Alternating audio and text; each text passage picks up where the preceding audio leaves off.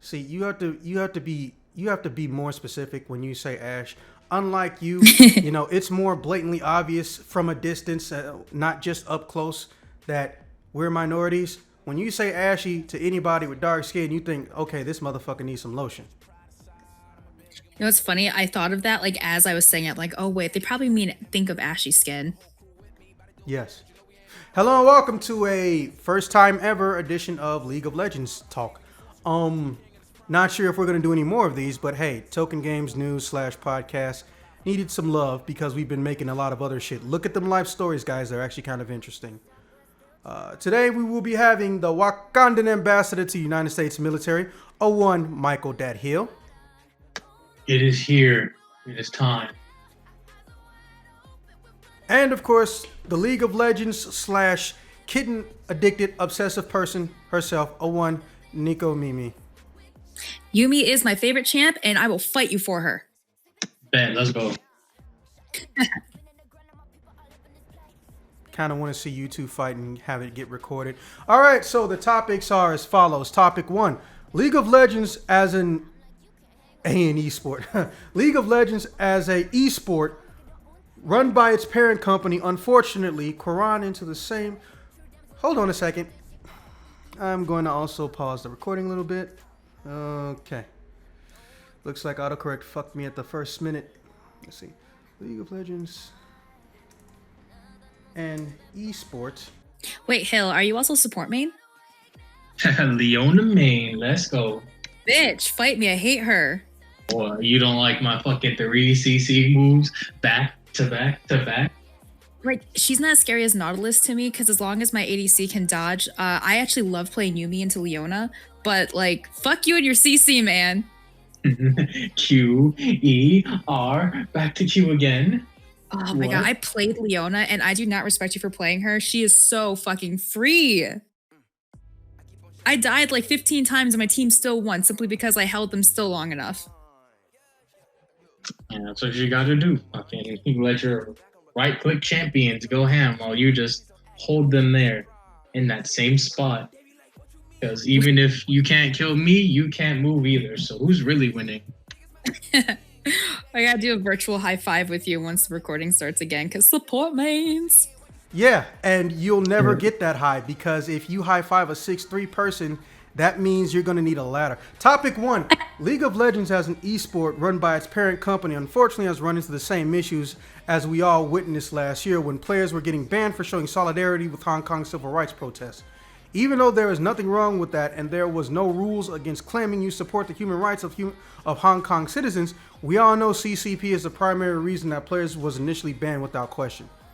Knowing what we know now, do you think it's better off with esports to be independent of the company that makes the game that they are hosting, or should there always be some kind of connection which may increase legitimacy, promotion, and increase in viewership as well as investment capital?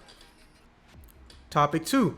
The creators of EVO, the world's largest fighting game tournament, created their own game company which has now been commissioned by Riot Games to make a League of Legends adapted fighting game. However, they plan on utilizing a different combat system and style than is traditionally seen in fighting games. Do you think they're better off using a more traditional system to increase the odds of esport competitions? Or should they stick with a new, more universal system, which is easier on the consumer and may increase casual interest in playing the game? That means you, Nico. Topic 3, what League of Legends characters do you feel could be best adapted into the fighting game? Topic 4, should they do guest characters or set up a cap for character DLC and why? It's still too early to tell if this is going to be an indefinite season pass game or iterated upon. And Nico, go first. Okay, let me switch over. Okay, so the first topic about the whole issue with people showing solidarity, if I'm pronouncing that right, with Hong Kong during that. Thank you so much. Luckily, Leak saw a little bit less of the issues, but we were all extremely surprised when we saw, I think it was what happened in Dota, when I believe it was during an interview, some of the Hong Kong team representatives, whatever that team name was, they openly showed their support. I think the casters got fired and the players got fired too. Like, it was a huge freaking thing. League of Legends has a small issue where I think the analyst mentioned what happened to Dota, and they got like warned or like put on probation or something. I don't quite remember, but that's a huge issue. I don't know. I'm so conflicted when it comes to this kind of stuff because I don't always feel like everything should be political or like every platform should be political. This is my entertainment. This is our fantasy, our escapism. I don't necessarily want to be reminded of the problems in the world outside. I want to be lost in the fantasy and cheering for these teams. But at the same time, I'm torn because it is a. What was that? Because if you ignore them, they die. Yes, like this is a platform. It's a very widely watched platform. I think this past year or the year before, League of Legends Worlds Tournament actually surpassed the Olympics in views. So I feel like there has to be like a middle ground. I don't feel like they should have to represent or have to be controlled by the parent company, which is Tencent, which is I think a Chinese company, and Tencent, we got opinions about them. Okay. But go ahead. The short story of it is, just to answer your question, because sometimes I know the answer to the rhetorical questions. Tencent technically is not a Chinese company. Tencent is a company that is registered, guess where? The Cayman Islands. You ever heard of the Cayman Islands? No, I don't know where those are. Yeah, you young. All right, the Cayman Islands is the international hotspot to avoid taxes. It is so bad the entire EU blacklists any company that is registered to the Cayman Islands because they purposely do not collect taxes. And they've been doing this for over like close to a half a century now. Cayman Islands is bad. Oh, geez. One of the nicest and most beautiful places you could live. Well, good for Tencent. That does not help my opinion of them at all. And I'm sure it wouldn't help most League of Legends players' opinion of them. Totally agree. So like it's no lie that Tencent has definitely changed League of Legends and Riot how they function. But I think Tencent having full control over what the players, teams, casters, everything under that umbrella show is way too much. But I do think there should be some level of censorship, but that should go based on the teams, what the teams stand for. Because obviously all of these teams are their own independent organizations. Team Liquid, Cloud9, FlyQuest, they are all organizations that have teams throughout several esports things. Except for Cloud9 doesn't have a Dota team. They cannot seem to keep that for some stupid reason. And these organizations go on to do wonderful things. My husband's favorite team is Liquid, not because he loves the Liquid players in League of Legends. He loves the organization. They do lots of charity work. They're helpful in other things. They're just a really good organization to support. So I feel like teams and players should adhere to the guidelines of their organizations. So if Liquid is openly supportive of Hong Kong and their plight, the Liquid players should be able to show that. But if the organization doesn't agree with something, I don't think their players should do that. Because it's kind of like the players straight up saying that I disagree with my organization, which was that it creates like conflict of interest. And it just doesn't feel very good to us watching at home when we see players like purposely like showing that they disagree with the organization they're supposed to be representing. So like I'm fine with the political statement. Like I don't like seeing this everywhere because again I want escapism, but this is a great platform to use to promote the things that need to be heard. Like obviously Hong Kong, that's crazy that they don't have human rights. I couldn't believe it when I heard about it. But if you go by the parent company, Tencent, then of course everything's going to get snuffed out, and that's going to be horrible for all the people involved, all like the casters, analysts, and other people. And those messages won't get sent out to everyone else who wants to support Hong Kong. So it's just, I don't know. It's not a complete yes or no, should it be controlled by that, but there should be some level of control at least. Let me see if that... I think that answers the second part of it too. When it comes to increasing legitimate promotion and viewership and stuff like that, I don't know. I think it's better to let there be at least a little bit of showing your political statement, because a lot of people will agree with that and want to support you more because they agree with your opinions.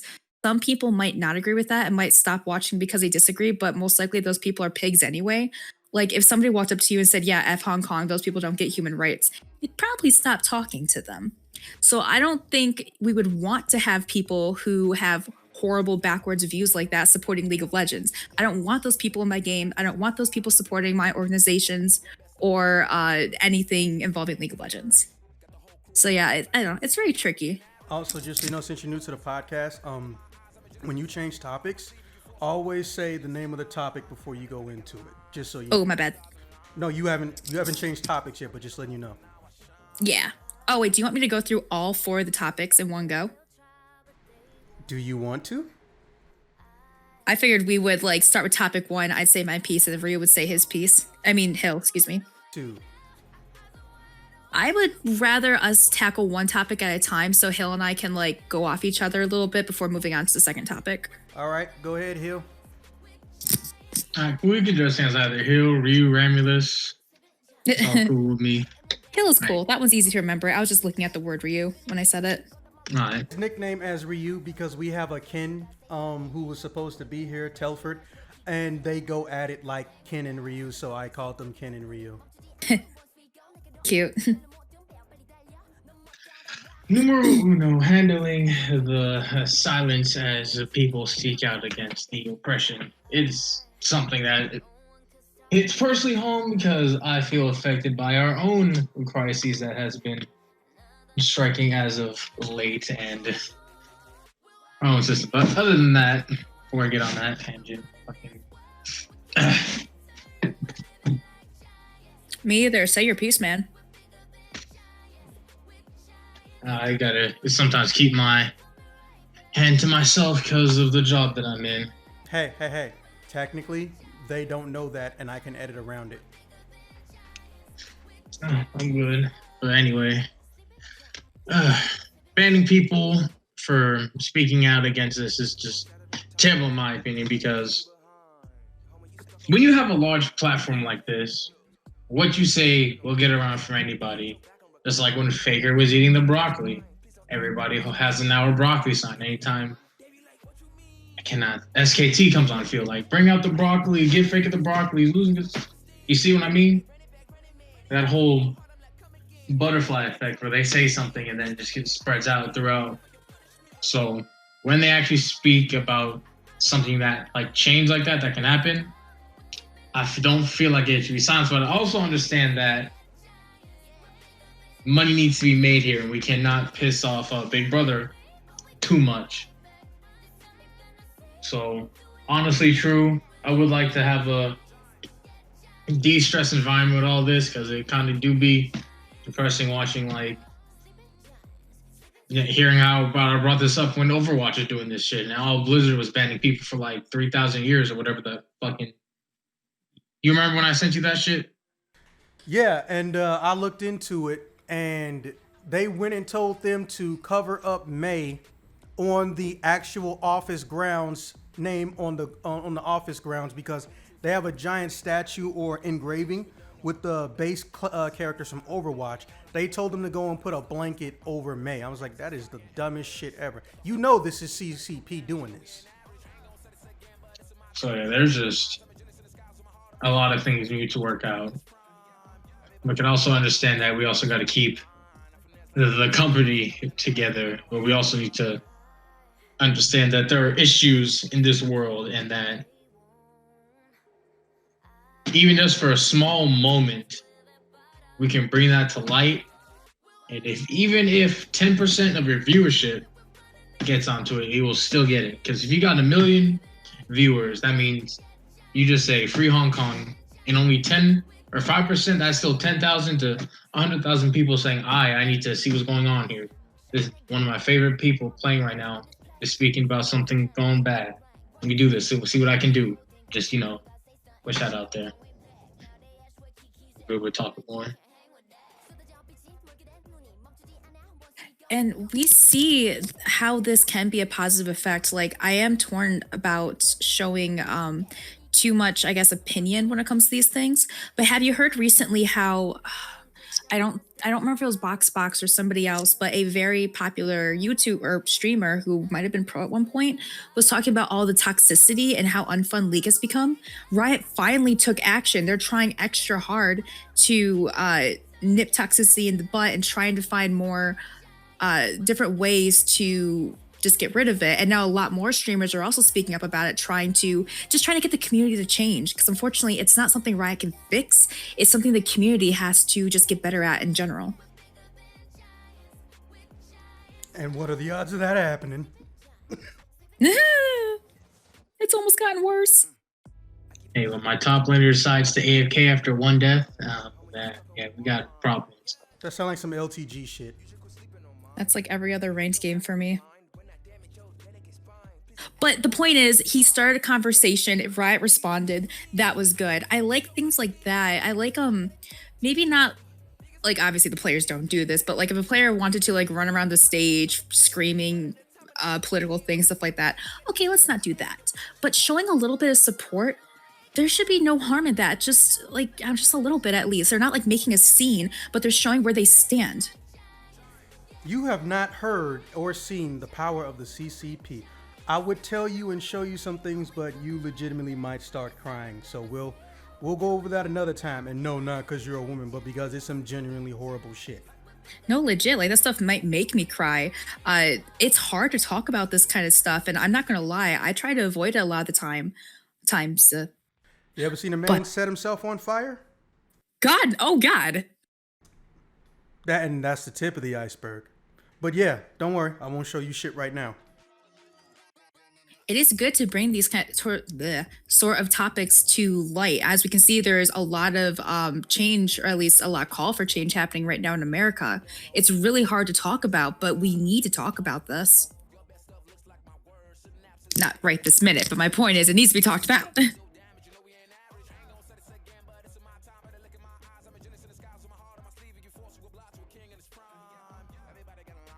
Still on you, Hill. I said what I was going to say about this, like... Knowing what we know now, do you think it's better off with esports to be independent or not? Honestly, that's a coin flip in my opinion, because trying to self-sustain something like League would be possible, but if it does turn out more political, it can end up like how things were with the NFL and fucking... You get videos of fucking watching people uninstall League from the computers. Like, I wouldn't care, but it could have adverse effects if they went independent and things just took it to an extreme where it wouldn't, like if there was like an interview or like watching a live stream, they wouldn't talk about the players or how the game went. They're talking about political stances. So I say, let them have more freedoms, but we shouldn't fully break away from what we originally tried to do here and play a decently fun game, depending on the consensus of that fun part. But play the game, take towers, get objectives, get dragons, all that fun stuff. But also let them speak and let their voice be heard for a little bit. It ain't got to be that long, but at least try to find a middle ground with who they work with and their own independencies.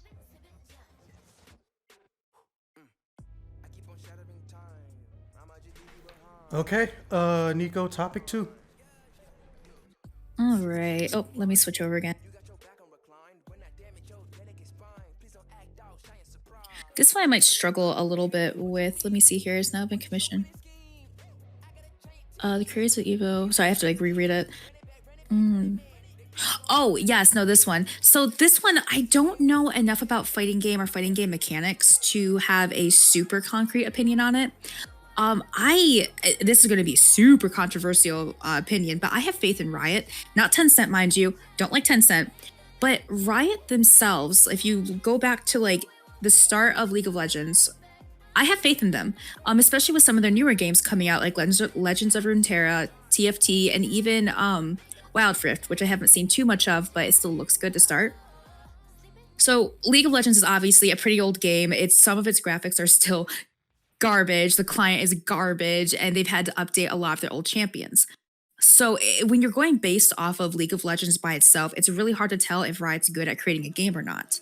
But when you look at some of their newer games like TFT and Legends of Runeterra, it's so much better. I haven't played Runeterra yet, but I was watching my friend play, and he was like showing me the interface, showing me the loot system, showing me the cards and their depth and complexity, and it was gorgeous. So here is the potential of Riot.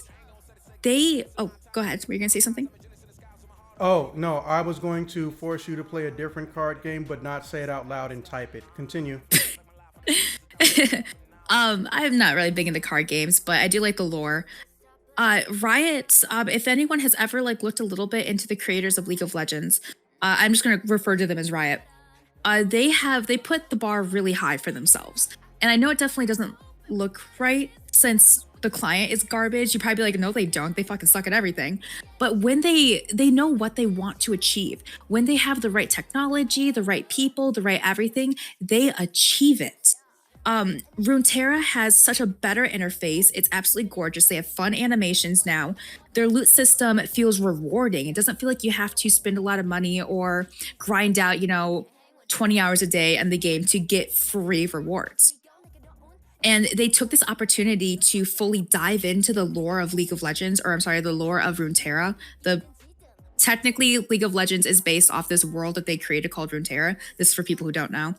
And the idea was that summoners, us players, would summon the people living in Runeterra to fight on Summoner's Rift. They kind of scratched the whole Summoner's Rift summoners thing.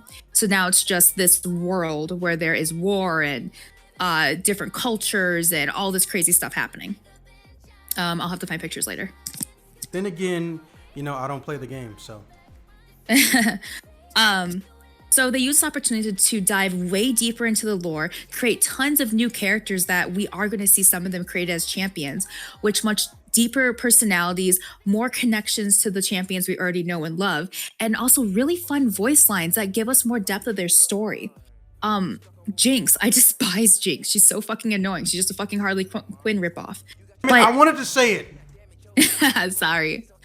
But when you see her lines in Legend of Runeterra and see how she interacts with other cards, aka characters, you get so much more to her personality. You start to learn about her backstory that we cannot get from the game. So Riot knows what they want to do. They know what they want to achieve. And I think they did it with Legend of Runeterra. So very roundabout getting back to the topic. I believe in them if they have a different fighting game style. They have already made a MOBA very, not necessarily easy to get into, but people would always call League the dumbed down version of Dota. So that kind of implies that it's an easier game. I don't know. Yes and no. I think Dota is really interesting, but Dota is too complex for my smooth brain. So if they have a fighting style or a fighting game mechanic that they think is going to be more universal, I think they can do it. And League of Legends has kind of helped shape the esports scene. I'm not saying it created it. It just had a big part in how esports have become almost mainstream that they are today. The League of Legends Worlds was broadcasted on ESPN, I think it was. I think maybe another esports thing, I think Overwatch has gotten broadcast too, but not many esports can say that. So I have faith in Riot. I think if they made a better system, it will be a good system. And I'm really excited to see their fighting game because even though I'm not like an avid fighting game player, I do enjoy them. So I think it's gonna be really fun, help bring out more sides of these characters we already know and love. And it's gonna make a great game for more esports tournaments. So I'm excited.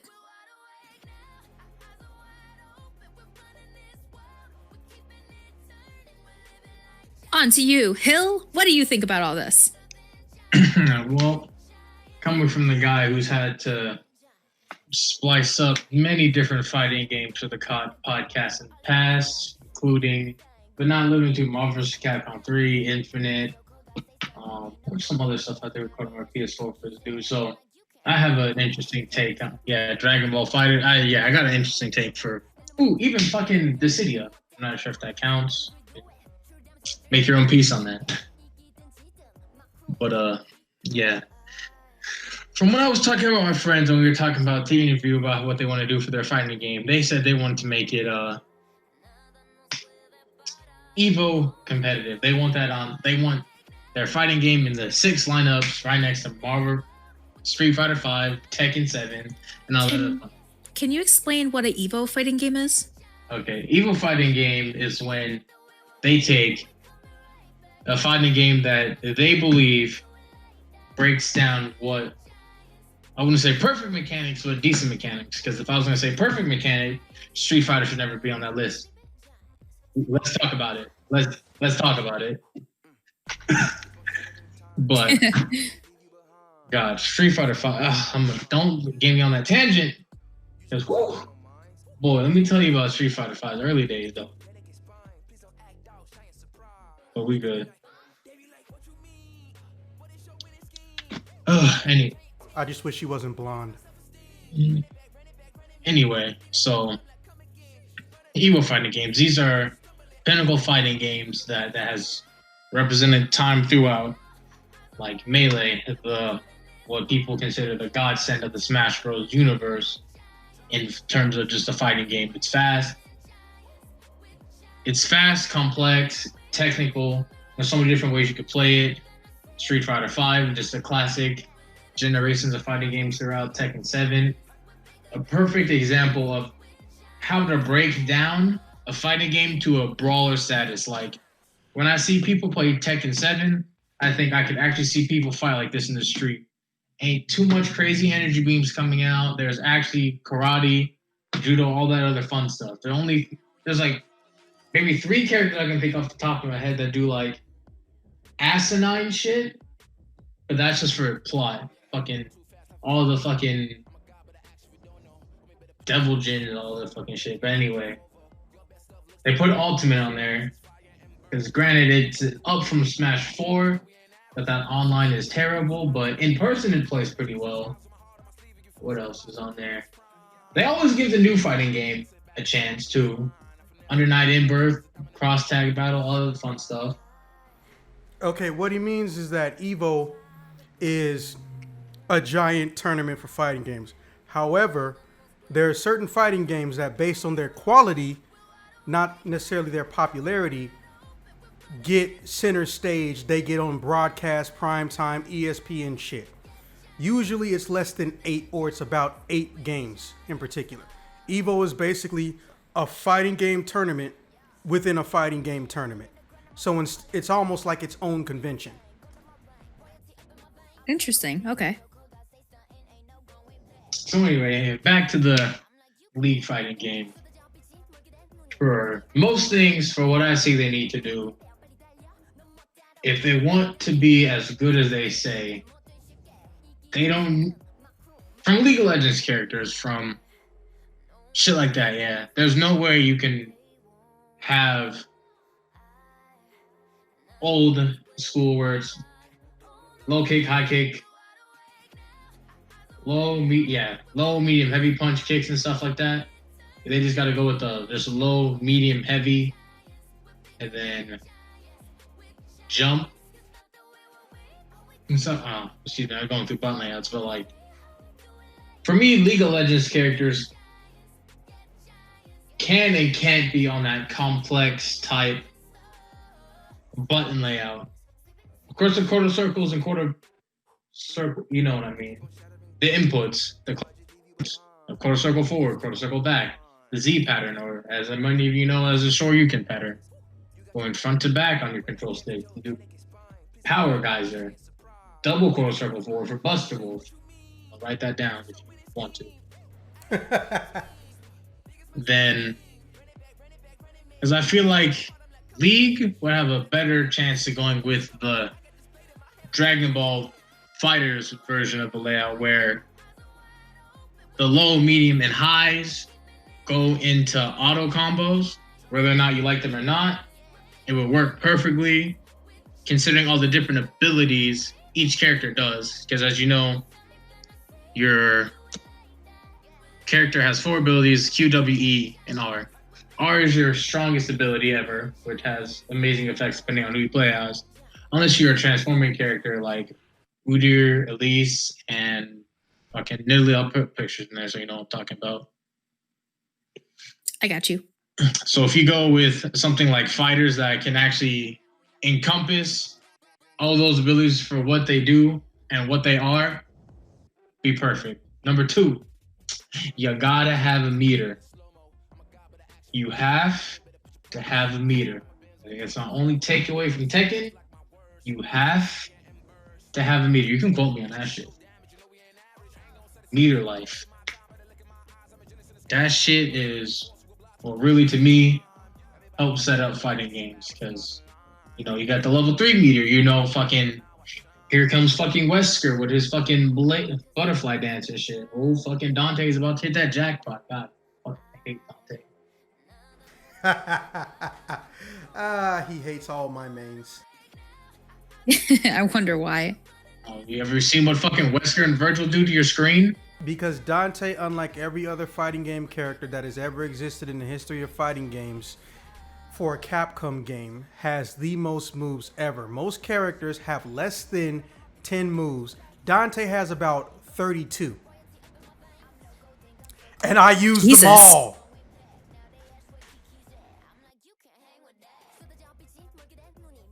Yeah, I can agree with because if you can use that many different moves and stuff like that, they would definitely need something like that for the League of Legends fighting game because there's so many, even though it's 4 spells, there's so many different ways to use all these spells. We probably would need combos. And to me, words. And to me, the game that executes that perfectly, fighters, because my favorite character is Goku Black, and he's got, Dragon Ball Z Fighter Z. And most people should know what I'm talking about, but they don't. Fighter Z. When you're saying Fighter Z, your Z isn't picking up in the mic, so it sounds like you're just saying fighters. Oh, Fighters Z. Anyway, my favorite character in that, Goku Black. That dude can do a regular Kamehameha, a grabbing Kamehameha, this fucking God Grenade, I think. He can do the sword move he did on Goku when Goku got pissed at him and he was beating his ass for a little bit. Yeah, like that, but like the one where he fucking dances and fucking shoots the fucking like needles out his fucking sword and fucking poses. Then he's got the fucking one where he pulls out the scythe. I feel like that would perfectly encompass. Now, blocking. I know this is what I just... Whew, okay. I'm a very heavy button master, and I hate blocking. But I respect the block, because if you don't block, with me fucking running my hands across this sweaty fucking controller, you're gonna die. Or I might just miss you entirely. You just watch me fucking press every button all at once. Anyway. Dang, yeah, blocking. I don't think no game needs the Smash Bros. Or blocking. It always needs to be low block, low, medium, low, middle, and high blocking, if I'm saying that right. You know what I mean? Yeah. It needs to make sure that gets that style right. And let me at least get grabs like what we did in Ultimate Ninja Storm, dude. Those grabs shut down blocks like that, or at least have one attack that punishes blocks, because you can't just sit in the corner forever.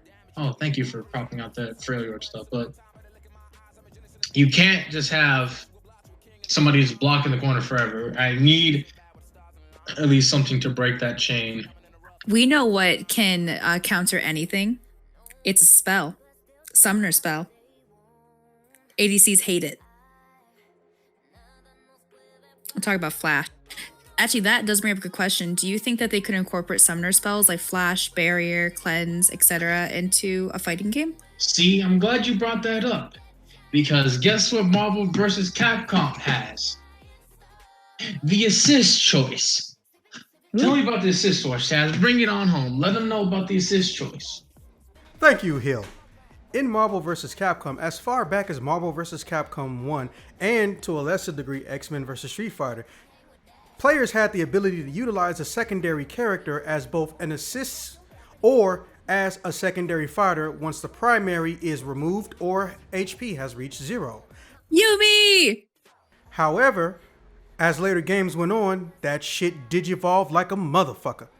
When you get to Marvel vs. Capcom 4, also known as Infinitely Terrible, they actually removed selecting your assist attack or assist ability and instead made everything you can think of your assist. So instead of, oh, I want to do this combo extender where I pop you back in the air once you're coming down, once I smacked you from the air, I can literally do anything as my assist.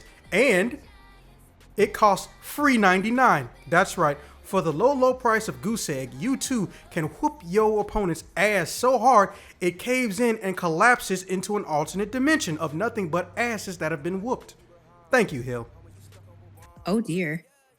Oh yeah, so incorporating that to have use as a you just summon their spells as the assist, like if they were to have team battles, I don't know if they do, but if they don't, just like you do left bumpers, fucking ignite, right bumpers, barrier, or vice versa. You know what I mean? Hey, look, I'm gonna just say this right now. Marvel vs. Capcom 4 was hot booty garbage. So if this game ain't got multiple character selects, fuck this shit, I'm out. So that brings up another thing, Hill. My gosh, I keep on looking at your name. What about items in the game, like how you build Dorans and Black Cleaver and stuff like that? And what about like how they made Yumi an item in TFT? What about Yumi in a fighting game? Again, we take that with the names. Appreciate it. Now we can also take that back to Z Fighters, because Z Fighters uses one item and one item only. Well, 7 of them. The 7 Dragon Balls. You perform a combo, depending on what your combo, you get a random star ball. Upon getting all 7 Dragon Balls, you can fucking select, I want to bring an ally back. I want to be immortal. I want more damage. I want all the energy. So I feel like they can incorporate that through their combo system. Or, like we discussed earlier, you can select pre-built builds before you words. You can make your builds with the character you're choosing, along with your items. Like, say you were gonna play Darius, because I know in that 3-second panel they're fighting game, they showed Ari and Darius. So you pick Darius, and instead of going the Conqueror route, you went the Grassy Dying route, and instead you have like Black Cleaver and fucking Warmogs and stuff like that. Just, as the fight goes on, the items build themselves. Because if it's going to be a fighting game like Marvel vs. Capcom, there's one bout, but it could be like Street Fighter or Mortal Kombat 2 and 3. Now, since I brought up Mortal Kombat, dope as shit seeing some finishers though. Nobody wants to watch League of Legends characters get executed. We don't just see Lee Sin kick somebody's fucking cranium in. We always want to watch that. I'm kind of still a little bit annoyed, which is weird from the guy who's never played League of Legends shit. I'm kind of still annoyed that the show hasn't come out, because they announced that they were making a show like 3 or 4 years ago. Where the fuck that shit at? It's under the same pile of Wild Rift, their fighting game, and all the other projects they're coming out with. Because they did announce they were going to make the anime, but again, that takes some time. Riot did make this really weird decision, and I'm just kind of clarifying a little bit. They've had a bunch of things in the works for the past few years, but they randomly like dumped all of their in progress projects and potential projects all at once. So they gave us not to give this name, but they listed out like 6 game styles that they were planning on making plus the anime, and then it's like, okay, you announced this like a year or 2 ago, and we're still like tick waiting on a fighting game. We're just now getting to Wild Rift, so it's like, whenever are we going to actually see these? Anime included was one of those.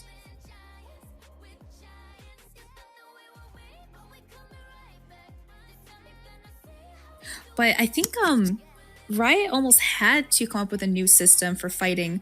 Like, I could easily see champions being in a fighting game, but if we want to get the full experience of these champions, because of the way they use spells, the way they interact with items and summoner spells, Me personally, because I'm not super experienced with fighting games, I cannot imagine any current fighting game style or I guess mechanics that would be able to accurately deliver on the fantasy of a League of Legends fighting game. Okay, so this is possibly, or let's be honest, this is the only time when I can come in and it goes into story time. Okay, so while I'm looking this up, give me a second because I'm going to go to voice activity. I'm gonna continue spamming the chat with images. As long as they're not kittens. Yumi is relevant.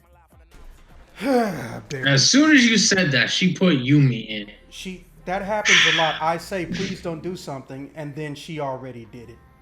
It is great because most of the time it is an accident. Fuck you. I don't believe you. Anyways, all right. So while I'm looking this up, I'll explain it. So for those who don't remember, the legends behind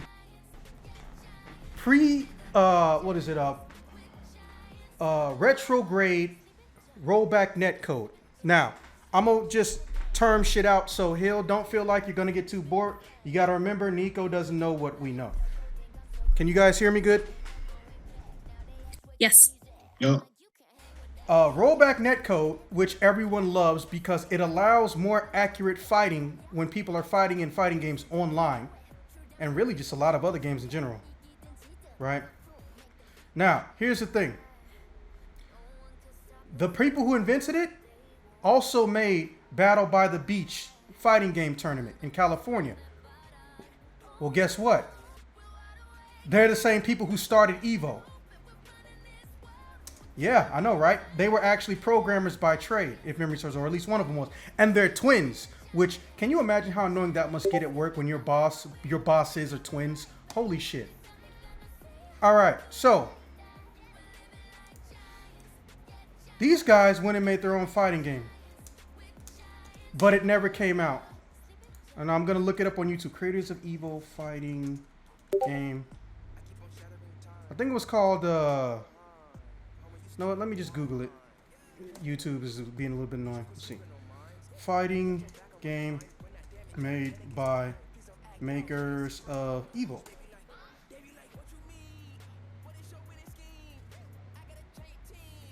I think it was called Rolling Thunder.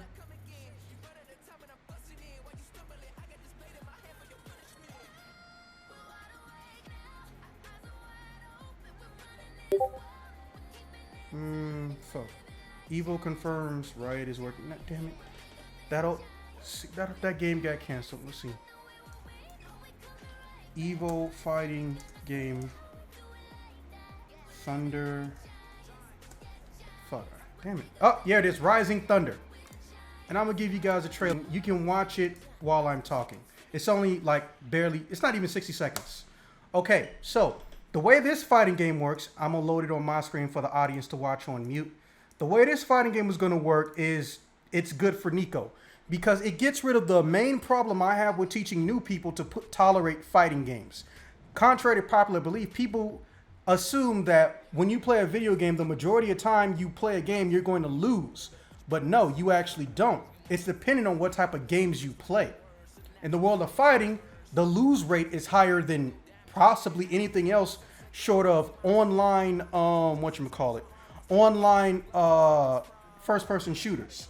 So if you got an RPG background, you got a Mario background, a Kirby background, a Pokemon background, you're not going to be comfortable with losing at that rate. Now here's the thing about Rising Thunder. The creators of it, as I mentioned, they old. So they decided they wanted to utilize a system that didn't so much bring in new players to fighting games, but was just different. So what they did was they put in a system where you can actually manually press your special attacks. Sounds crazy, right? Yeah, can you elaborate more on like what do you mean by manually press your special attacks? So when you play anything, but for example, we'll say Street Fighter because even if you hate a fighting game, you probably played Street Fighter to learn you hate fighting games. You know when you do a special move, you press down forward, one of the action buttons on the right of the controller, or down back, forward, down forward, that type of thing, right? Yeah. Okay. Instead of doing that, it'll be mapped to L1, L2, R1, R2 for the move. By itself, nothing else. Ah. Yeah. And then the move will go into a cooldown as to not be abused. That sounds exactly like using spells in League of Legends. Yeah, exactly. It's tab targeting mixed with fighting games. I'm not a fan of tab targeting, but hey, there you go. And these guys, along with Seth Killian, who worked for Capcom, and before that he was a host at EVO, and he knows the brothers personally, and he's from Chicago. He don't know my name, but me and him have talked quite a few times. Seth Killian were actually all working on this game. The brothers made their own studio, and they was working on this game, right? But even though it was doing well, it beta tested well, and people liked the system, because even if you got older, had arthritis, or you're Neko, you could do some damage. This could turn you on to fighting. Not even that. This could turn you on to easy button press fighting. In fact, I'm going to send you specifically, Neko, the actual gameplay system and combo mechanic guide. And again, don't worry, it's a short ass video. But, you know, you can look at it whenever you get some chance. I'm going to just have it on in the background while I'm talking. Boop. Now, here's the thing about this, though. They're the first people to incorporate it into a fighting game. Eventually, the creator of Street Fighter 2's gameplay system, because Street Fighter 2 never played like Street Fighter 1, excuse me, used something similar later on. But you could see it was a general consensus that was being discovered that older players are going to have a lot more trouble. Even if the game is still easy for them to play and they can beat the computer, they have an issue in competitive because, well, bodies change. Bodies get older. Some things that are easy to do may become hard, and it's not your fault. Remember, video games aren't supposed to be played at a certain speed. That's why most people who play a game and get carpal tunnel syndrome, it's not because of the game they're playing, it's because of the speed they're moving at. I know people who've gotten carpal tunnel syndrome from Final Fantasy VII. But then there are people who play Super Smash Bros. Melee on the competitive, and they just expect carpal tunnel to be destiny. But the creator of Smash Bros. Even said the game is not meant to be played the way they're playing it. You know? Yeah. Yeah. So these guys were basically working on a system like that. And it was people were starting to like it. But within, we'll say, 8 months of development, bro, Riot swooped them up and said, hey, make a fighting game for us. Or convert what you're making into a League of Legends themed fighting game. So this game never even had a chance to really come out. Once the beta came out, that was it. Wait, I'm sorry, I have slow brain. So the guys who made this Rising Thunder fighting game are the same guys who Riot came in and swooped up? Oh. And they were also the people that made the world's largest fighting game tournament, EVO. And they were also the same people who made programming software designs so they could legitimately give it to people who make fighting games. And they even made it free. They could have patented it or licensed it so they could use it to increase how easy it is for people in fighting games to play with each other without lag. They basically are like, they didn't create fighting games, but they're like the Stan Lee 1-2 combo fighting games. They improved it, modified it, and enhanced it, and they've created things that'll ripple decades and decades and decades from now. In fact, the rollback netcode, which they came up with, bro, they made that shit almost like, I think, 12 years ago or 15 years ago. They still use it. It still gets used. EVO is like 20 years old, still going strong and actually getting more attention, you know? Like, they basically couldn't have found two better people who weren't from Japan to make them a fighting game. Almost anybody who's good at making fighting games, bro, they're basically contractually obligated down to their soul to work for whatever company that they work for. So the fact that they got these two who were basically free agents that have this level of skill already, like, Riot's gonna do something chaotic. And even if this game sucks, bro, they got enough billions of dollars to completely overhaul the fucking game. Same with Amazon. Yeah. I'm not gonna go Amazon because I didn't give a shit about that, but Amazon made the most generic, boring clone of Fortnite, whatever else is like Fortnite, PUBG and shit like that, Valorant, and it bombed. But because they had so much money, they didn't even care that it bombed, put the whole game back in the beta just to redo the whole thing. Now imagine someone with that kind of money funding a fighting game. You need the sound clip real quick, just small indie company. You need that. Yeah, I do. In fact, I think I have it, so I might as well fucking use it. That is like the first joke I learned about Riot was small indie company. Yeah. Uh, I think they got bought like what their third year of being operated. Was it third? I thought it was a little later. I don't know. Let me see here. There it is.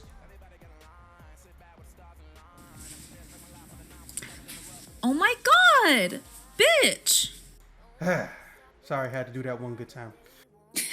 I'm gonna find a way to use it. I just haven't gotten that far. So yeah, because of that and what they are, that's how we got to where we are, and that's why you're the perfect person for something like this. Not just because you have a League of Legends background, but because you don't have a fighting game background. So basically, even though they're making a fighting game, it's not meant for people like Hill. It may be meant for someone like me, but it's really meant for people like you because they want new people, they want casuals, they want people who normally have a hard time with fighting games generally to get into what they got. And if they're making, and if those same people are doing shit for League of Legends, then yeah, this is your time to shine. Hell, you may even go pro. If you stop and think about it, technically you have the basic requirements. You're short, which means your reflex speed is not going to take as long to get to where it needs to go. Yes, there is that genetic issue that seems to dictate that there's about a 0.2 or 0.4 permanent difference in reflex speed between men and women. But guess what? In a fighting game and only moving your fingers and barely moving your wrist, it's mitigated. You can just outthink or outplay us. I don't know. I still feed.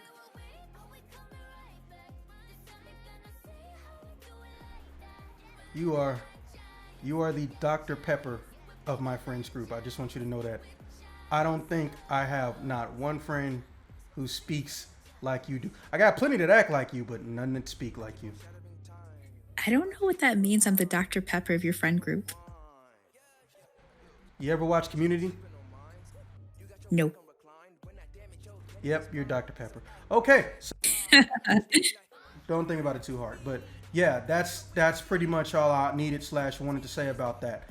These guys, the reason they got where they are and why they hired them is specifically because they want to do things like I just told you. And yeah, the end.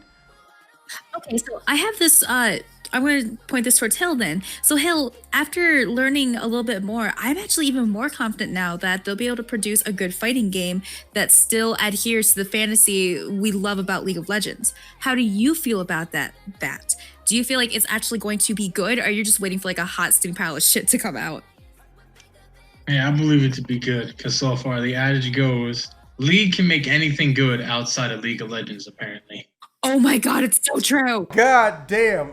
That sounds like a deep story. I might have to ask about that later. I don't think you realize. Look at some of the shit for Legends of Runeterra. Like, if I were to show you a side-by-side picture of the Darius she put for his fucking trailer video versus the Darius they put in Legends of Runeterra, you'd be fucking flabbergasted. I will find a picture just to represent that, but I have a video for you then, Hill, of somebody side by side comparing the models. Like, look at this fucking Shen, dude. He's fucking amazing. And then the fucking Shen in the fucking videos, like that fucking kid who just put a fucking purple fucking beanbag over his head and called himself a ninja or something. Like, bought a purple hoodie, said, "Let's do this." We could do an entire chat based on like the differences of these new games. But I will say this real quick and kind of like wrapping it up. That because of how good Legend of Runeterra is and how TFT is even showing some promise, like TFT is incorporating some things that we have been begging Riot for a while. So what I'm hoping, fingers crossed, pray to Papa Riot, is that with the success of their newer games and everyone praising them for the new interfaces, models, etc., after they're done with all of these side projects, they'll turn their attention back to League of Legends and give it the facelift it needs.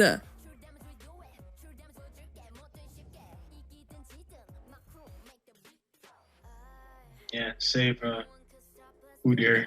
Okay, well, Neko, topic 3, which I know you're gonna love, so let me get my pillow.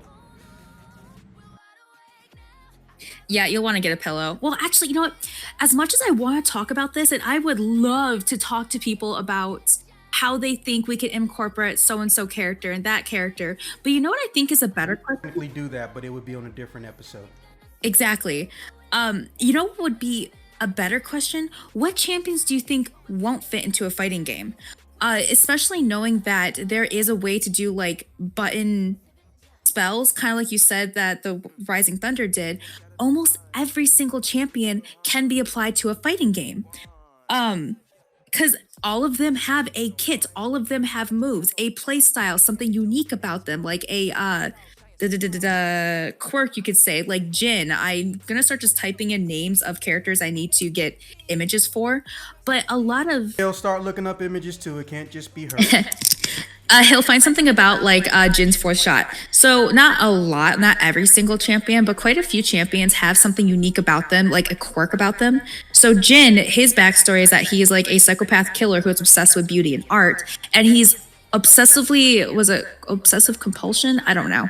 Over the number 4. So in his stats and his numbers and his kit, it's all based around the number 4. When he has 4 bullets, and he has to reload. On the 4th shot, he crits.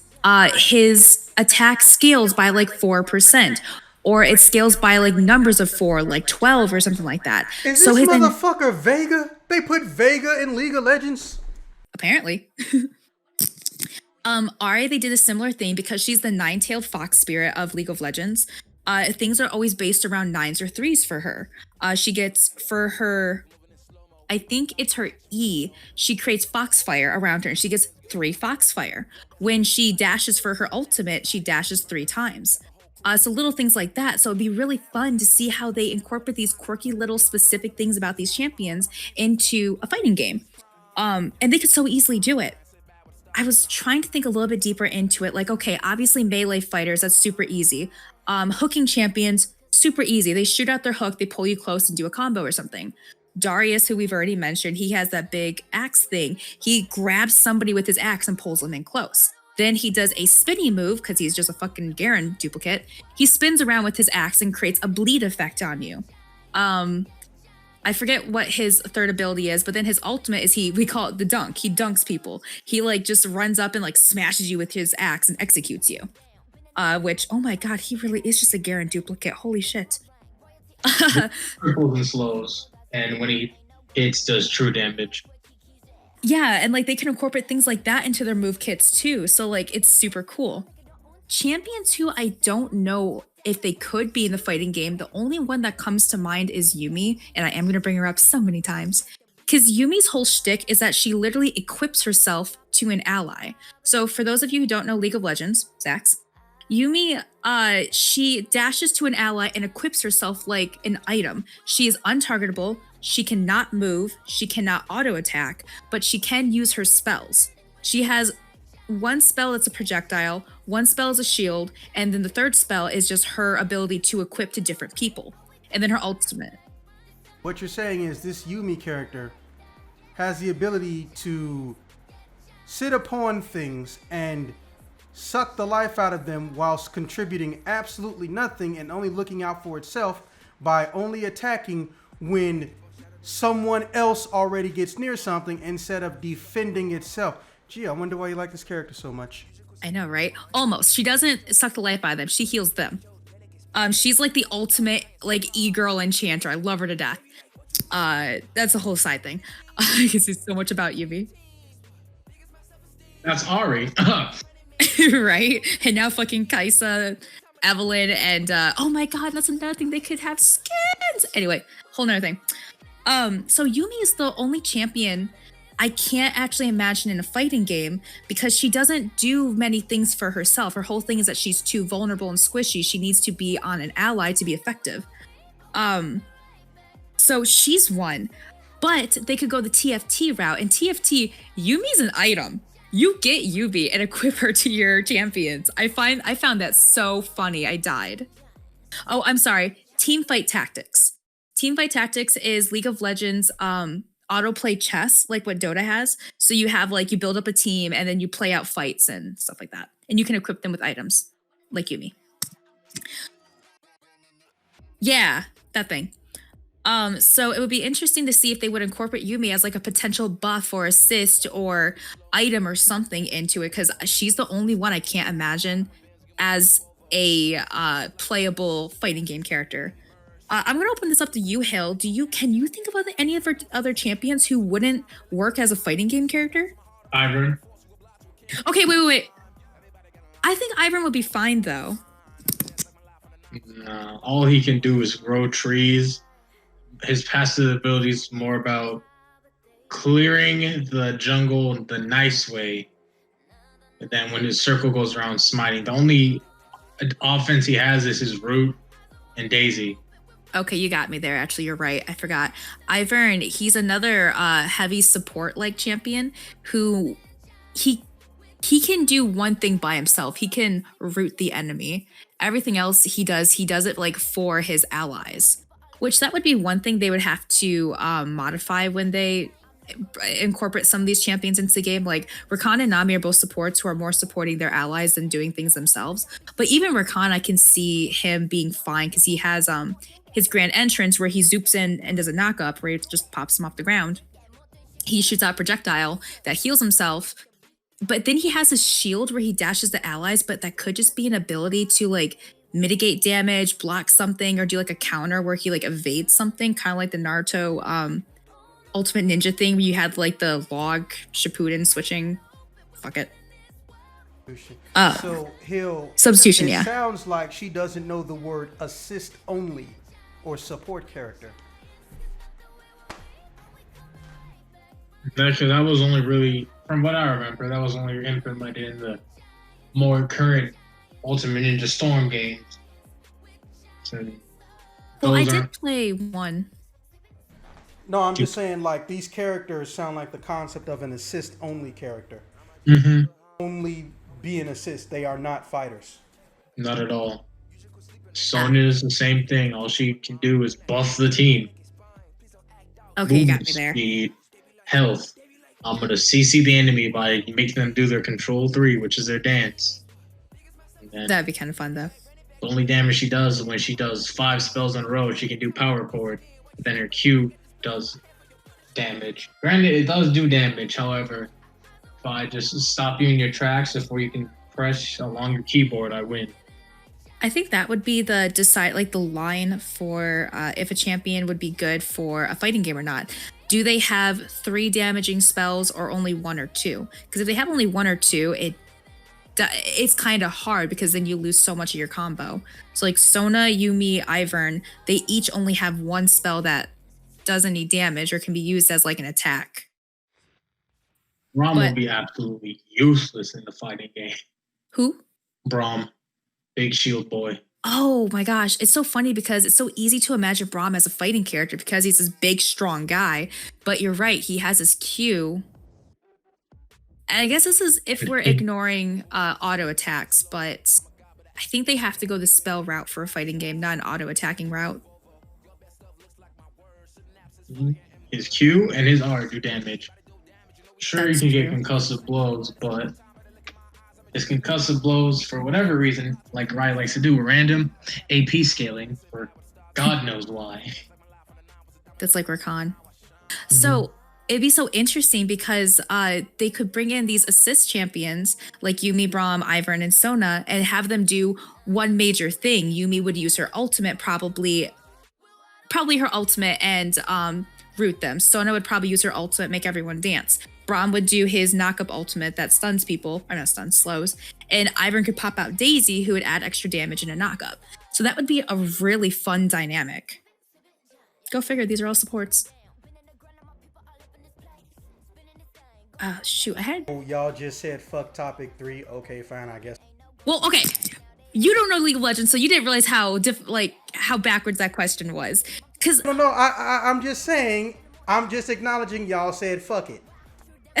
Because most of the champions are meant to deal damage. When you're excluding support class and the occasional jungler who's meant to be very supportive, all the champions are mainly damage and some crowd control every now and then. But like Zillion, who is known as a control mage, he throws out bombs which damage people. If you get 2 bombs at the same time, they get stunned. He can Actually, I think Zillion's bad too. Zillion would have to come in for his ultimate too. Bad example. Katarina. She dashes to her knives and like spins around and hurts you with knives and then throws knives at you and she has lots of knives. All of Darius's works. Oriana, actually, she's a bad example too. I need to stop using control mages. Basically, anyone who's not a supportive crowd control type character would be perfectly fine. Do you disagree with that, Hill? Not at all. Oof, right, I gotta keep throwing in these images because he doesn't know who half these people are. I got you though. You have to do every single one, just like the fucking. That's the image you find for Ari. Oh my god, have you? Oh my god, do we have to bring in the big titty Lux image? I just asked if you wanted regular or thick because I was gonna go with a classic splash up, but you said, "Oh, I want thick already."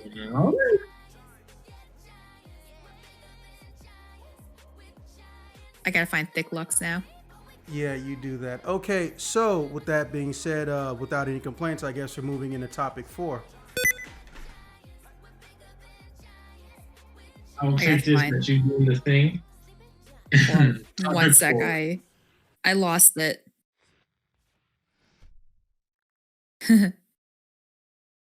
It's said because his voice actor is Dio in the Japanese League of Legends. It's literally him. The guy with the red hair and punches shit? Yep. Are you talking about Set? Yep. Baby boy Set. I love him. Set would be a great character for a fighting game. Set's like it's almost like he came from a fighting game. He literally wants to just punch and fight people.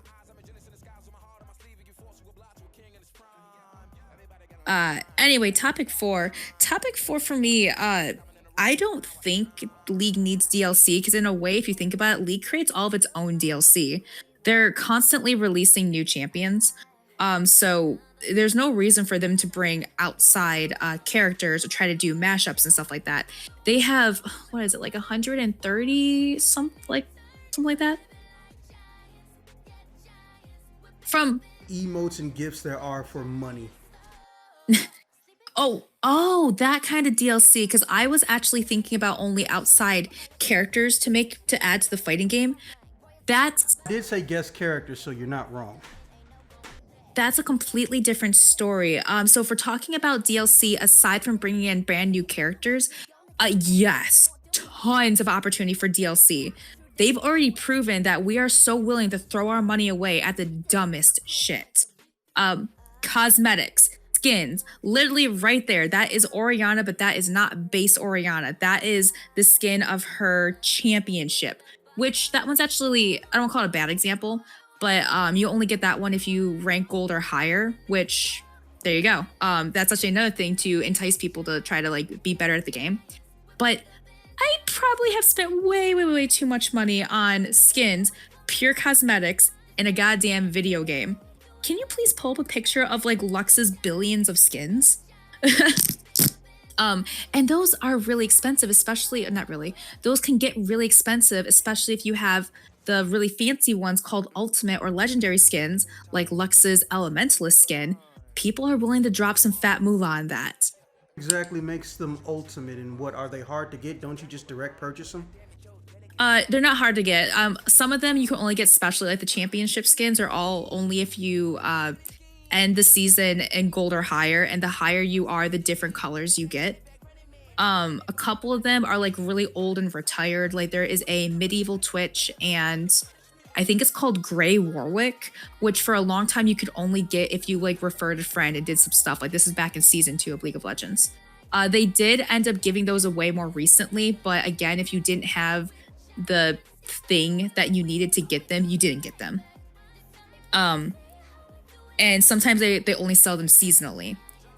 Elementalist Lux being a ultimate skin, I'm pretty sure, she can transform into 10 different elementalist types. You start with one of 4, and then eventually you can transform into another one. And whatever the 2 you pick combined creates a new element.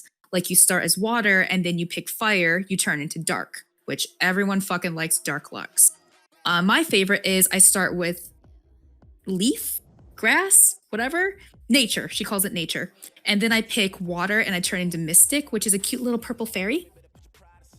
But it's so much fun transforming into those, and it keeps the character and the skin fresh because you're like, I'm feeling like dark today. I'm feeling like ice today. I'm feeling like lava today. So yeah, skins, easy money. The other thing is, and I actually can't justify spending money myself on this, but I know people do it. Teamfight Tactics, they created these cute little things called Little Legends, I think. They're basically like your mascot.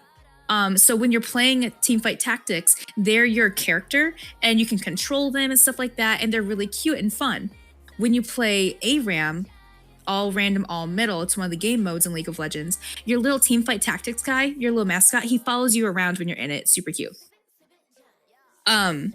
So you can buy Little Legends eggs, and this is random. This is a gacha game now. And if you get so many of the same one, like let's say you get, what is it called? We'll just say Pengu, because Pengu is the one that everyone knows. If you get 2 Pengus, you can level up your Pengu to level 2. You get like 4 of them, now you can level him up to level 3, and each time he looks different and cooler.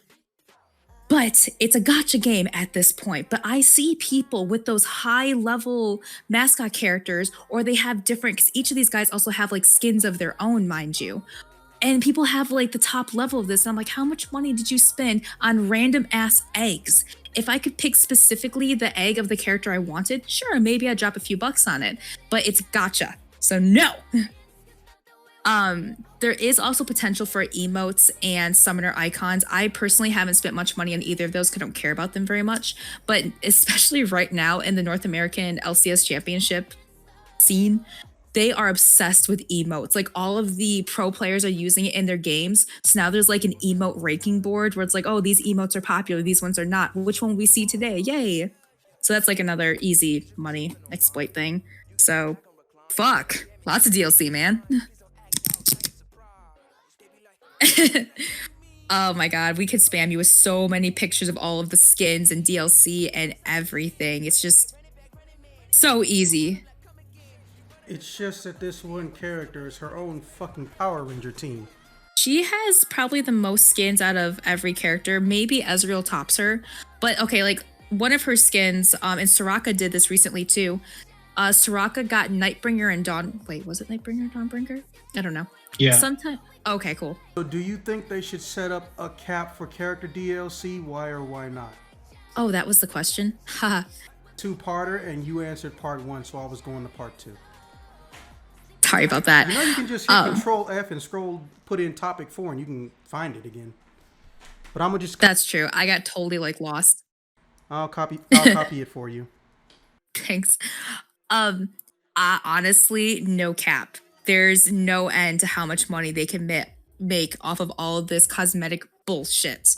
And especially when people get so invested in their characters, like Rakan and Yumi are my mains. They are my bread and butter. I love them to death.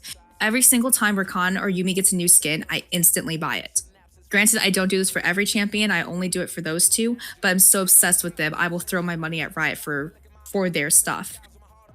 Don't if they want to make money, do not cap it.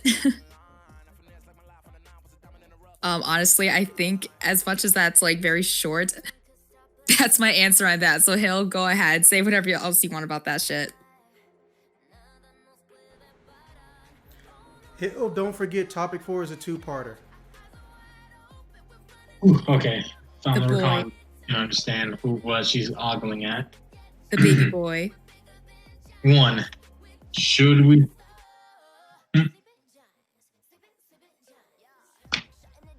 It's his personality, actually. He's like the most fun. Nah, it's because you got your husband to dress up in it and fuck the shit out of him. Am No. I not magnificent? Let's dance. Time to go to work. I mean, have you seen this cape? It's gorgeous. Sounds like fucking Dante. Anyway, back up 4 right quick. There we go. So should we have that guest character DLC set up? Yes, absolutely. I don't know if you know this, but I know this for sure. WWE has seen very weird ass cameos in Brawlhalla and King of Fighters, the mobile game. Yeah, I'm the one that sent the link out to everybody. If I do not get fucking John Cena in my game, I'm gonna be upset. If I don't get Geese Howard in my game, I'm gonna be upset. Oh yeah, we should tell her who that one is. Okay, so a long time ago in a distant land called King of Fighters 1995, which actually came out in 1995. There was a bad guy.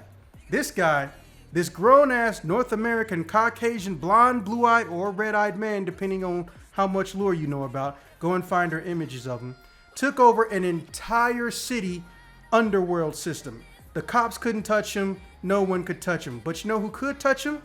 The two sons and Muay Thai champion of the man he killed maybe 15 or 10 years earlier in the lore, right? Do you know what this hulking 6'2" chiseled blonde demon's name was, Neko? No. Geese. Because for some reason, Japan decided Geese was a good name for an American. Interesting. Geese, as in the bird? Birds? Ah. And then they put him in the new Tekken again. Yeah, nothing about his entire aesthetic makes sense, but it was 95. This character is almost old enough to be someone's kid, so I just learned to accept it. But yeah, everything about his entire makeup is stupid. Yeah, just from this, he seems pretty confusing. He looks super American. He looks almost German. But he almost has like Asian style pants. Howard, those are called hakamas. Geese fucking Howard. And that's his normal attire in game. That's not like a DLC costume. Makes no sense, but hey, he's just there.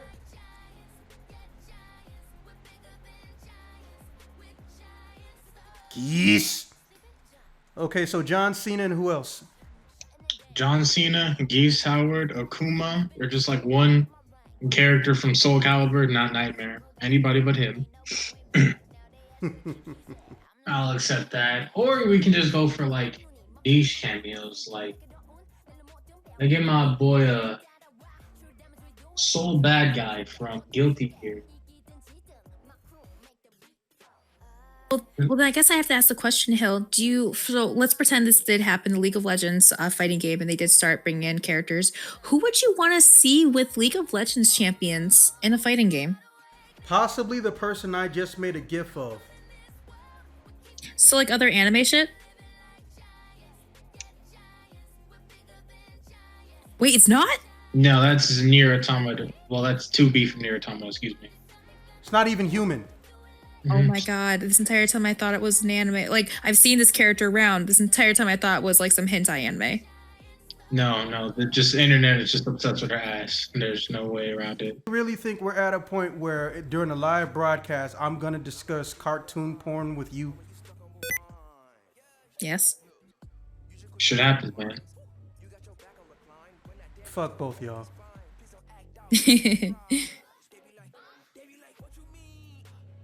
In the League of Legends settings, for sure, Akuma. He could fucking really match that fucking setting.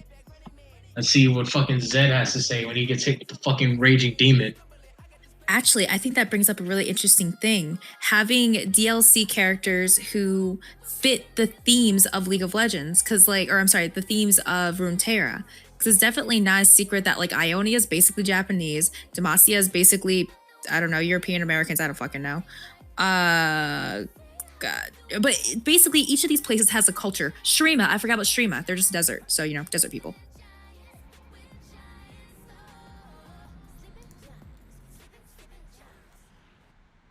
I think she knows who Akuma is.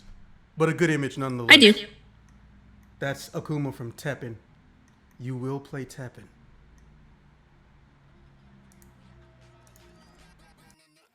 Yeah, now, DLC cap? Absolutely. So, in my quest to get answers, Ezreal and Lux are both tied at 13 skins.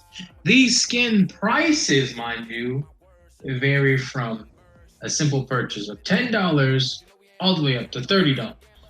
Get the absolute fuck out of here. Do you get any stat buffs with these skins? No? I spent $25 my first week playing League of Legends because I'm like, ooh, Lux is pretty. I want to main her. 25 right there. You can kiss the pinkest part of my black ass. They used to give XP buffs. I don't know if they still do that anymore, honestly. Just getting to 30 now is easy as fuck because they got fucking TFT, ARAM, their occasional game modes because they're working on other stuff. And then, Oh, hey, I'm logged into League of Legends. I can pull up the buy RP page. oh, go for it because I logged in to see the Lux stuff. So yeah, there needs to be a cap because their prices get exorbitant, especially when we forgot to tell you the all-encompassing thing, the biggest sin I feel like Riot has done. You might want to do both. Give me 20 seconds.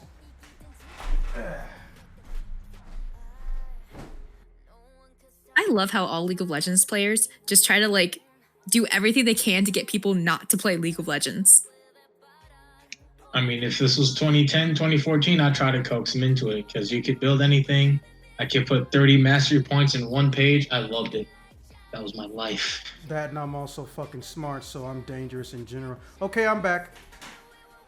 Okay, so the biggest sin Riot has done is that they decided we need season passes. I'm sorry, what the fuck did you just say?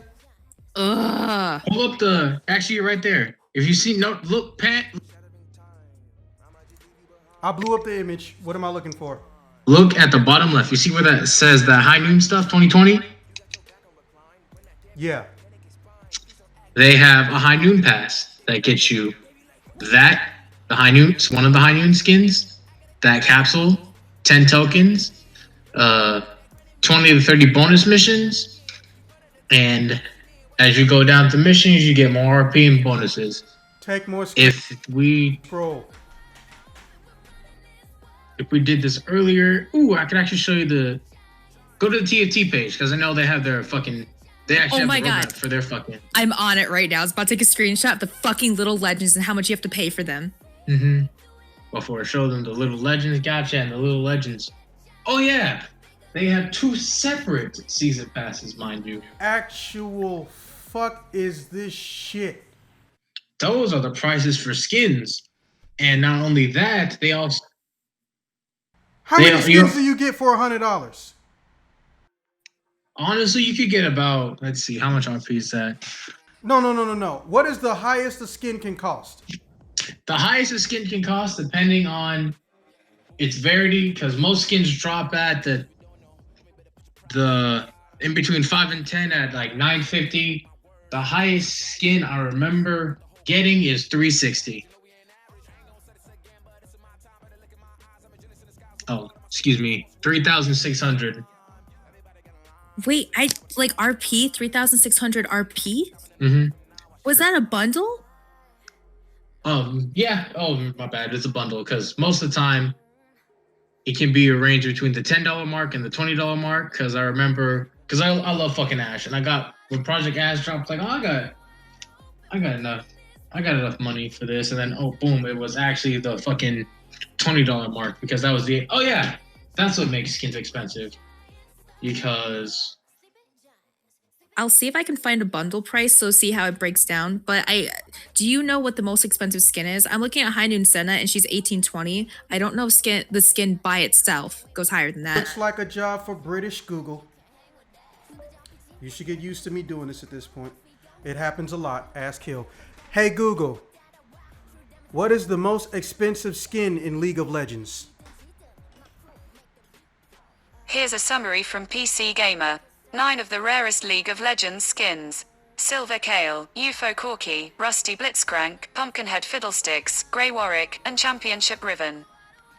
Unfortunately, those are ones we can't get now. Fuck, $130 for Silver Kale, 90 for UFO Corky, 50 for Pumpkinhead, 200 for Championship Riven?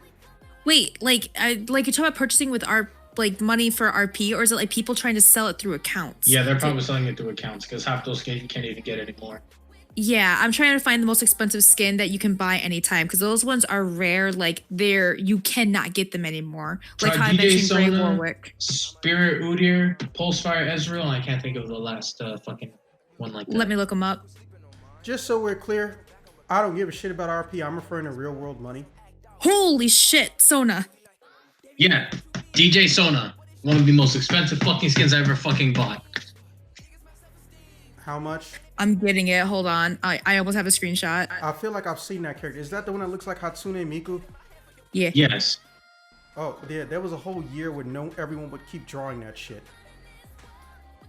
She did. Define draw. Well, technically, normally, obviously, based on the League of Legends fan base, those drawings wouldn't be family friendly. But no, there was just a lot of people drawing, that character in general. And let me put my phone back in silent now that British Google is off to save another. You see what I'm talking about, dude? DJ Sona, 3250 RP. And if you take back that to your conversion calculator, when you scroll up back to your, little RP, you gotta buy the $35 mark right there.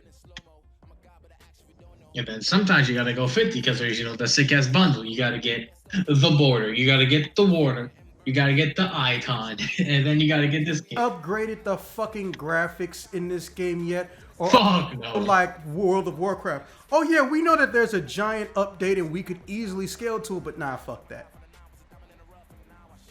Oh hey, we didn't even mention chromas yet. You want to take the lead on that, Hill? Do I have? I need to go from water to vodka the way they. Oh, you want to know what chromas are, Zax? Chromas, my friend, are different colored alt skins for that. Leona, on Pool Party Leona, has 6. And then you can also spend even more money to get the chromas that come in the season pass when you collect enough points. Because I just remembered orbs. I also remembered prestige skins. What the fuck is a prestige? Oh my god. Okay. You fool! You fallen for my trap card. Oh my god, you sound like my friend Alex. I'm kind of mad at myself. So, you know whales and stuff like that, right? Oh, you mean simps? Yes, I know what they are. That too. League of Legends is not actually a game that you can whale. No matter how much money you dump into this game, you will not get better and you will not get out of iron. But what you can whale, how you do flex and all the plebeians around there, is you spend a lot of money getting the prestige skin. Let me see if I can get a screenshot of the boxes that give you the things. But there are 2 ways to get prestige skin. Either you save up all of your prestige skin tokens, or like tickets, I think this is what they're called, and you buy your favorite prestige skin for 100 tickets, or you spend $200 buying boxes where you get tickets and then you do it. So what you're saying is one prestige ticket is worth $2 real world dollars, and you need the equivalent of 200 virtual dollars just to get fucking one? I don't know, something like that. Yeah, because if you also pan over to the high noon thing I showed you earlier, actually you can see right on the high noon, on the picture below where it says the 1 high noon capsule 2020 plus 4 prestige points, $7.50. That's $5. And then there's the 10 high noon capsules plus 1 lucky number 7 grab bag and 40 prestige points, $7,500. Guess how much $7,500 is? That's $100 worth of time getting that prestige skin. Do you get to pick who it goes to? Yes, you do. But you can only buy the prestige skin for this season. You can't get the prestiges from last season, and you gotta wait for updated prestiges. See how it says 2020? Mm-hmm. They had a 2018 and a 2019 one. Wait. So, what you're telling me is that there is no point in time when you can just have all the skins that go to a character. You have to be playing at set points in time, and they don't put the old skins back in rotation? That does depend on the character, though. Not every character has a prestige skin or a skin that is retired. So, like, for example, I have Oliver Khan's skins. I think he has 5, but he is newer. Some skins you really got to work for, and some skins they make you get the fucking bullshit way. To get Riot Tristana, you got to subscribe to the fucking league page. To get Dreadmaster or the fucking weird looking Garen skin, you gotta fucking follow their Facebook page. And to get the fucking Unchained Alistair, you gotta do this other shit. Now, you can still get those skins, but you gotta put in a support ticket to say, I didn't get my free skin. Those are the only free skins in League of Legends. That's it. Oh, hell, we get to tell him about Eternals now. Yeah, right. I don't like how you said that. Hey, dog, you know how in other games you can track your progress for free? You know, you play Apex Legends, you go down to your tracker, you say number times killed, number times won in this season. You know, and Dota. And Dota, just easy shit. You know, like, just like, you know, you gotta pay for that in League of Legends. You gotta pay for an onboard tracker for the champion you've played, for total damage done to towers, total damage done to epic monsters, Saying the feature that has literally been free in almost every modern fighting game, or at least the entire Dead or Alive franchise. Wait! Don't freak out yet. Don't freak out yet. There's more. There's more. You have to buy Eternals individually for each champion, or you can spend $30 and get the bundle for everybody. Oh, they won't let me do Yumi's because I already own it.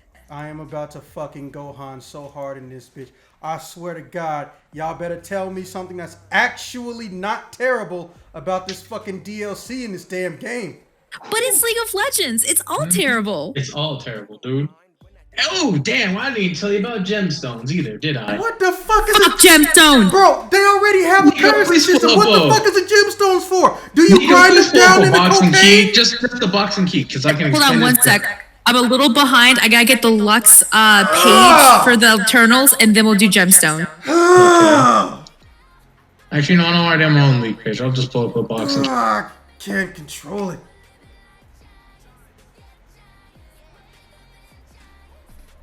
I wasn't planning on having a headache today. You know what I was planning today? I was planning on possibly playing some Ultra Instinct Goku in Dragon Ball FighterZ, finding some way to harass or insult Kelly for my own personal enjoyment, and then kicking back with a box of Triscuits and Googling either A, mature woman porn, or B, goth porn. That was how my day was supposed to be. Why are you fucking me so hard with no goddamn lube? You know I'm not gay. What is this shit? Why do you need gyms? What the fuck are the gyms for? 2,500 but 225. Oh, the gems are so frustrating. Let me get a screenshot of the special skins you can get with them. But they're so fucking rare. What are the gyms even for? If you already have in-game money to buy the outfits, but you can also take the real money and convert it into the in-game currency, what is the gym currency for? Thing right there? Yeah. That is the bane of people's existence. Why? Let me tell you. So, that's why I was asking for a chest and key. Okay, just picture in your mind a chest and keys act, so I can get through the process. Okay. When you open this chest and key, Riot has said, okay, you can get a chest and key for free, and we'll randomly roll you a skin, a ward icon, a champion, etc., to save down on cost. However, you have a 1% chance to get one of them purple bad boys. To get exclusive skins, you can only get by recycling 10 of those purple bad boys per one skin. What the fuck? Now, let me show you the skin price, the box prices. Okay, do the box prices and then I'll post the skins. You have to buy the fucking box. You don't buy the outfit. You buy the fucking box. Now you don't have to buy the box. You can get 3 boxes per day depending on what rank you got your teammates to.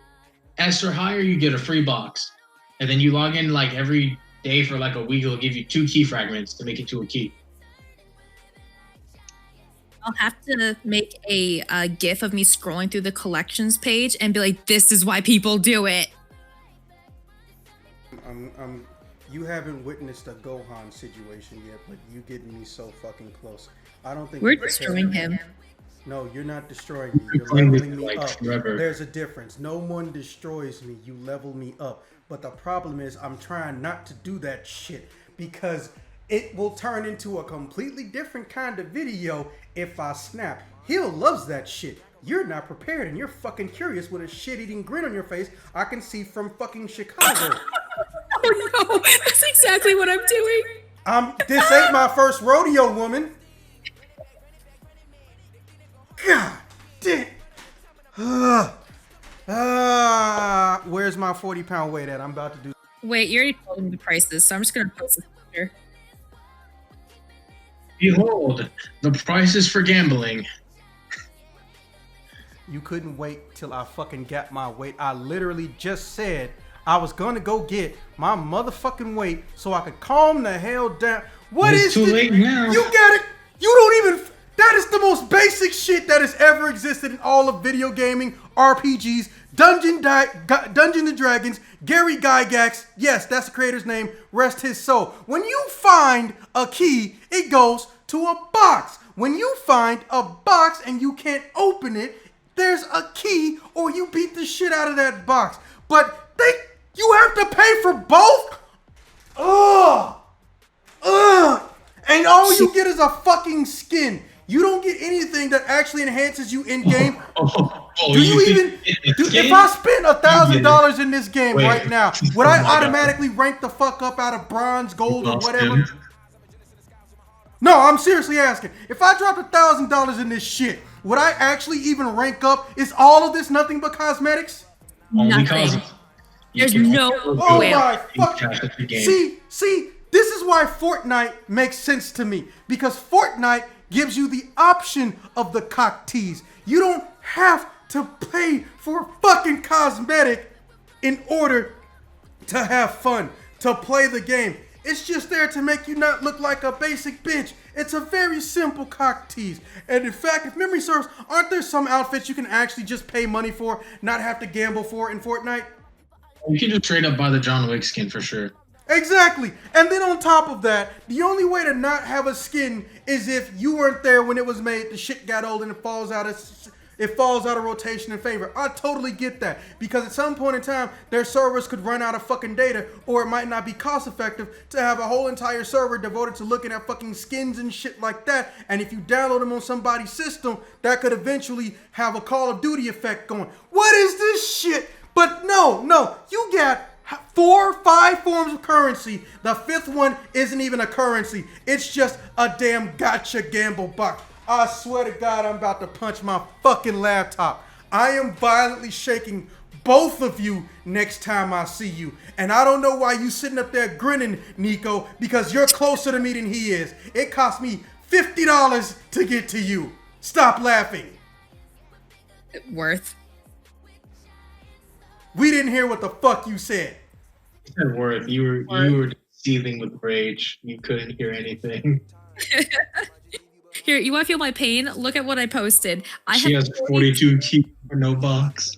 I have to pay for all the fucking boxes for all the keys I got for free. Bunch of dicks and no holes to put them in. Yes! I want to feel so bad for you, but you know what? You're actually playing this fucking game. That's fair. Yeah.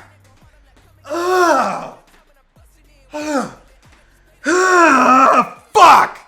Wait. No. I don't care what it is. No. I don't know what that is, so I'm not mad at that. Oh my fucking. There's a right way and a wrong way to gamble. I get that this shit is basically an MMO without it being an MMO. Bitch, you could have did like other regular MMOs. You could have just said, hey, give me $1 a month access to the game. And what do they get since they can't get power-ups? There's no RPG element. Oh, you get 1 free costume per month. Everything else you gotta try to win for or gamble for it with in-game currency. No, they said fuck that, give me money. And you know what? We can't blame this shit on Tencent.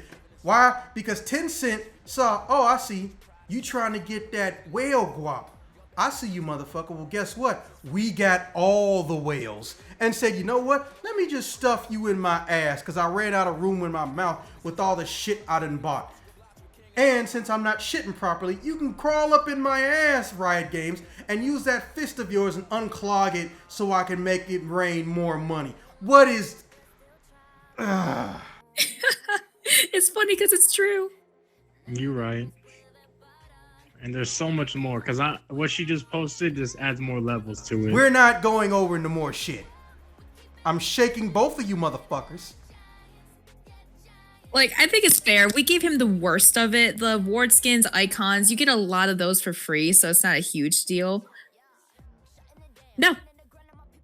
They're pretty. That's not an excuse. That's just... I like them.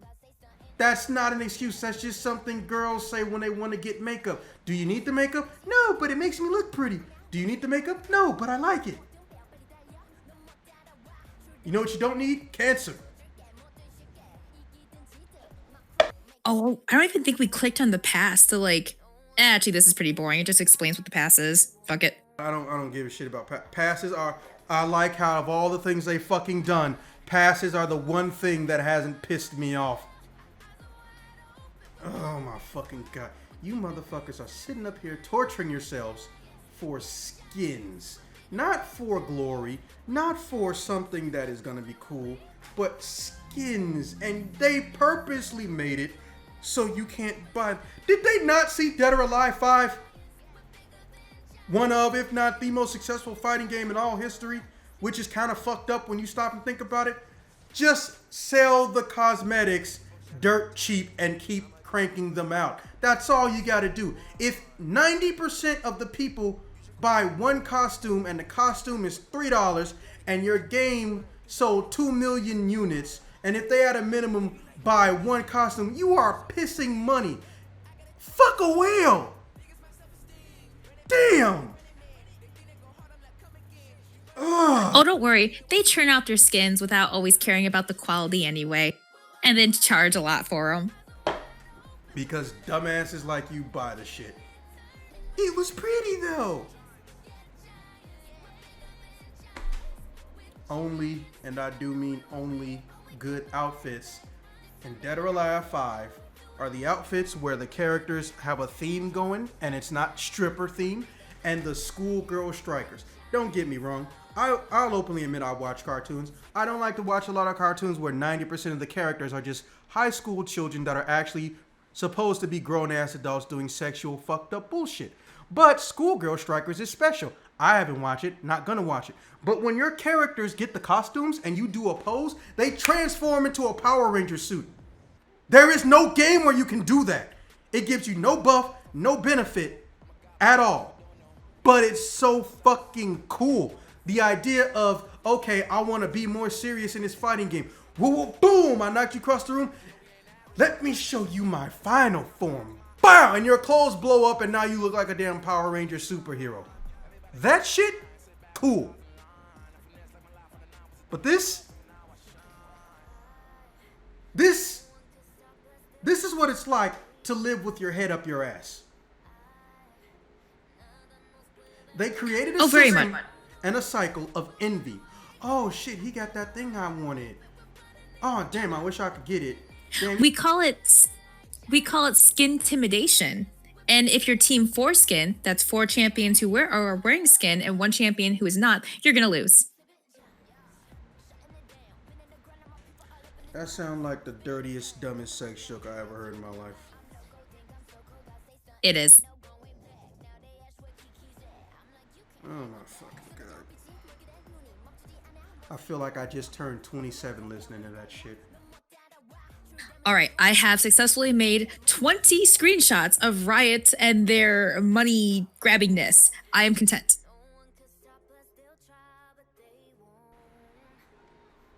Why don't you play Teppen?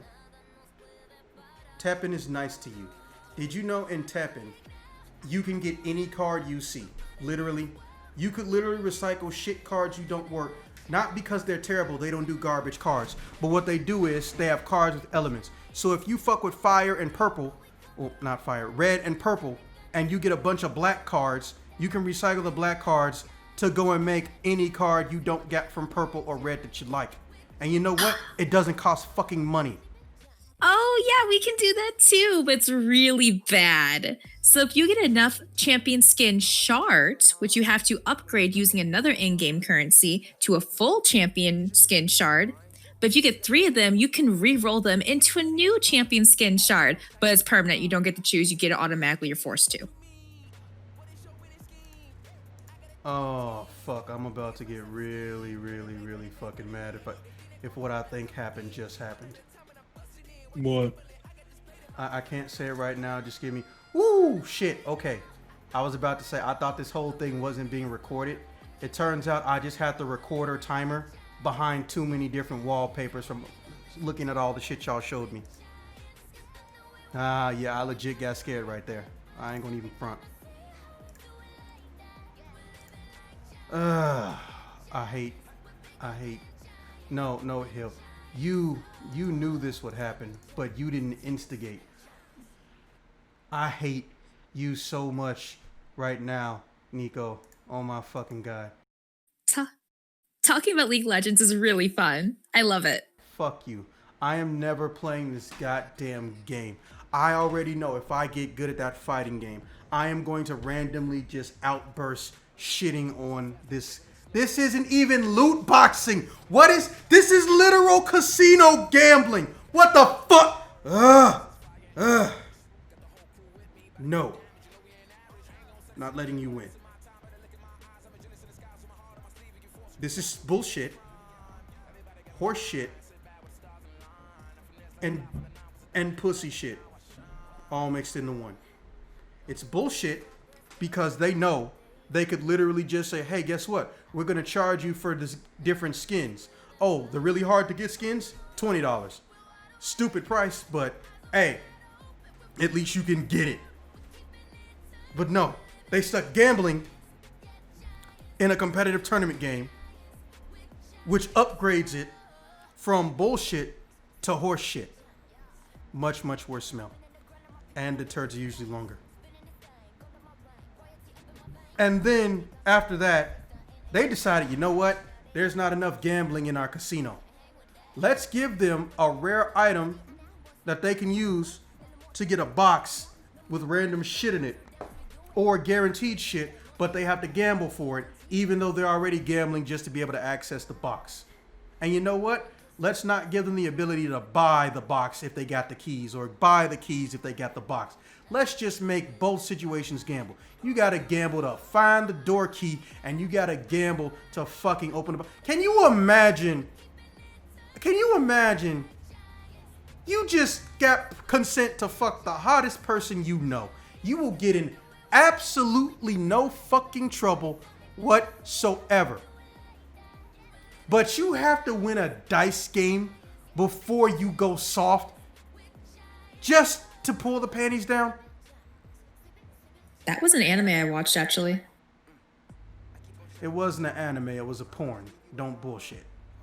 Close enough. Oh, it was a comic I read. That's what it was. Still a porn. I stand by my statement. It was. I don't want to think about the type of shit on your computer. I didn't even want to think about League of Legends. Guys, I really, really want to go play some League of Legends now. Yeah, I bet you do, because apparently me telling you why you shouldn't makes you want to do it. But don't worry, that means you're like 30% of my female friends. You like annoying the fuck out of me because you think it's funny. And then all of my guy friends let you get the fuck away with it. Fucking... With that being said, fuck this shit, I'm out.